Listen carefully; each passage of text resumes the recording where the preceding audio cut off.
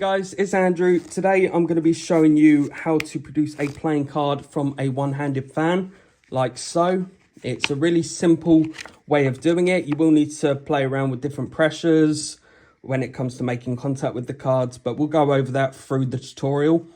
You're going to start by breaking off into a one-handed fan. You will need to know how to do the one-handed fan before you start doing this. And what's going to happen is we're going to mimic putting it back on like that. So most of the time when you do a one-handed fan, you put it back onto the deck. Now, the only difference that we're doing here is we're going to make contact here with the thumb. Notice the thumb's extended and it's around the center, but if I make contact here and then I'm going to put it on top like that, you'll notice that the thumb is underneath, and this is the card that we'll be producing. I will get a card and have it face up. Use my favorite card. You're going to do the one-handed fan. That's the selection there. Your thumb will make contact here and you'll put the cards on like that. Now, what you're going to do while the spread is closing, you're going to apply pressure upwards with your thumb around the center here, and you're just going to try and extend your thumb out. So you're just doing that. A good way to practice is just having a few cards, putting your thumb there and just extending the card out.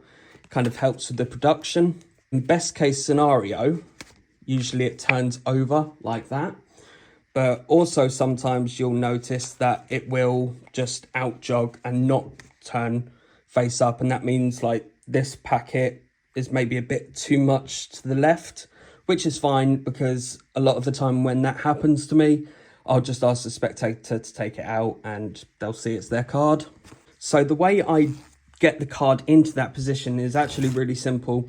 If you know the swing cut with a single card, it's basically a way of executing the swing cut, but all you're doing is changing the position of one card. So you're just stripping the card off the top and then putting the rest on top. Sorry, move the camera. So what it is I tend to do is I will do that and then catch a break here and then put them on top like that.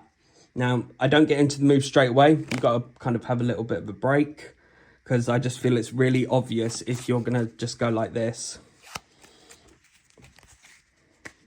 But that might just be me. But yeah, so what I do is I do that swing cut, and just remember it's about a quarter of the deck. That tends to be the most comfortable for me, and it tends to avoid cards flying everywhere, because that can happen. So once you've got it on top, you've got that break, and now you're just going to break into the one-handed fan, do everything like we did before, extend out. I will also mention getting the card released from here to the top. You're just pushing upwards with your thumb. I'll see if I can show you that. So we just do that and then push up and it turns on top of the deck. But again, if it's out jogged or you manage to turn it over, it doesn't really matter, but it looks cool either way. So once again, one hand fan, make contact here, do that, extend your thumb out, and then you can push and turn it on top.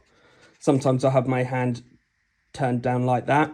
It's not something I do consciously, it's just I've seen it happen a couple of times.